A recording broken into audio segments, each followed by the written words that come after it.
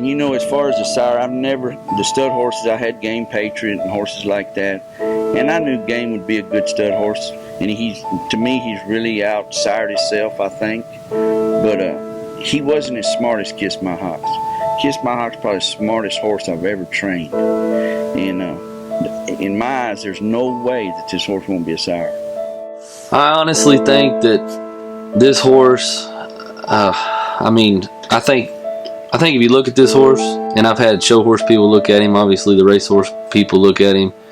I mean, if you look at him standing there on the hoof, and I know I'm partial because he's mine and I raised him, but he's one of the few horses that you look at going out there today and say, where do you fault this horse? Where do you fault him from an individual standpoint? Well, I don't think you can fault him, in my opinion. Everything you look at on a racehorse, it's funny. I'll give one quote from one trainer that, not other than Toby. The first time Mike Joyner saw him at Sam Houston, he comes by there and sees him out there, Jose's hand walking, and he says, well, damn, you can tell why that sumbitch is fast. You know, just talking about the individual. And so I think individual, if he breeds his body and his physique into his babies, that's going to be one thing. I think obviously he's well enough bred to be a sire. I think that's important, obviously. I mean, that's a given. But the biggest reason I think he's going to be a sire is that if he breeds 2/10 of his brain into those babies, he's got a chance to be a sire. Because smart horses outrun dumb horses all the time. There's a lot of really talented horses that don't have the brain for racing that screw themselves up. And that horse is, I mean, he's one of the smartest horses I've ever been around in my life. And I know Toby always jokes that he understands English and all that, and you know, we laugh about that, but it's kind of funny. I mean, the horse is, he's smarter than we are, and if he can, and he should, but if his babies get the brain he has, they'll be racehorses.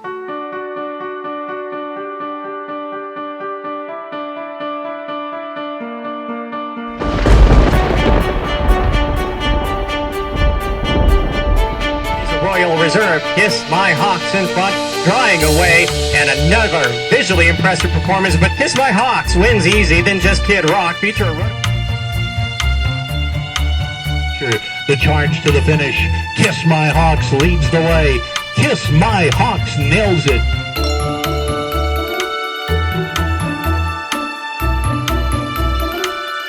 Inside, down at the rim, there we go. Kiss My Hocks is in front. Kiss My Hocks, Sam Cole. Kiss My Hocks. Kiss My Hocks wins the Rainbow Derby from Sam Cole. On Lake Cosmo traffic, the outside. To the finish they come. Kiss My Hocks has done it again. Kiss My Hocks, victorious in the Sam Houston Futurity.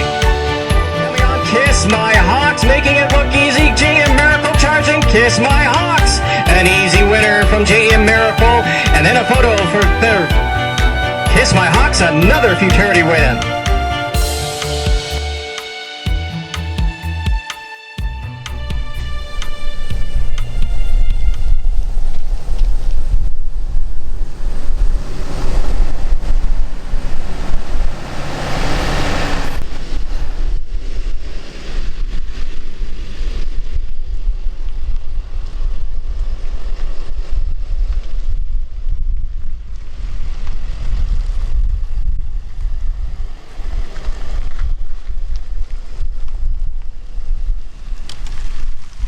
You know, I kind of start judging my babies when we wean them. I mean, that's when I start putting my self-judgment on them. And from the moment we weaned Kiss My Hocks, I mean, he was class above everything else here. And we had some other nice horses, but he stood out leaps and bounds over everything else. And he was in front pasture left, which is one of the pastures where it's kind of my showcase pasture. I like to just in my opinion, put my best babies up there because it's what everybody sees when they come in. And I mean, everybody that drove in that year wanted to know what that sorrel colt with the stocking legs was up there because he was that much better than everything else. I went over to Tyler's one day and I took Condi with me because Condi is real hard to take to a sale. He just wanted to go spend a bunch of money, and I told him we had been apart and he had been with Blaine and Trey, and he asked me to buy him some horses. And I said, let's go to some farms and look around. And I bought him Love the Way You Lies and Kiss My Hocks, in which nobody to that, it'll never happen again. We just got lucky that both of them were grade 1 winners and both of them can run. But Well, as soon as he walked Kiss My Hocks out of the stall, I whispered to him and I said, "You've got to have half of that horse." Because Tyler had another partner that they'd raised him. And I said, "You got to have him." "Why?" And I said, "Just watch the way he walks. That's all you need to know. We got to go make a deal." I had every yearling I owned that year up in another barn sell prepping, and Kiss My Hocks was the only horse that was not with that group because I had no intentions of selling him. And so we went and looked at other yearlings, and we had some nice ones, and they picked out 2 or 3 up there that they liked, and we came walking down. Kiss My Hocks was in the main barn here, and really hadn't done anything to him. He hadn't had his mane pulled, he wasn't clipped, he wasn't in sell prep, he's just a yearling, rough yearling. And Toby walked through the hall and he said, "What's this?" And I said, "Oh, you don't want that horse. Hell, he barely halter broke." And he said, "Well, let's get him out and look at him." And I did everything I could to not show him, because I knew Toby, he knows what he's looking at. And I knew as soon as I let him out of the stall that he's going to want him. We sent him to the Laredo to get him broke. We sent about, 35, 40 head down there. And that horse, he stuck out like a sore thumb. When you're working all the babies and everything, they ask you, "What do you think's the best?" And I tell them every time, stuff and Kiss My Hocks, nothing ever wrong with him. Just everything you ask him to do, he did. And I actually bought that horse for Condi to run him later. We had no intention to run him in Sam Houston, none whatsoever. So we drive to Laredo, and they were hand opening babies just one at a time. And they hand opened, 30 or 40 babies. And when they hand opened Kiss My Hawk, we were standing on a watchtower down there, and I told Condi that day, I said, "We got racehorse, boys."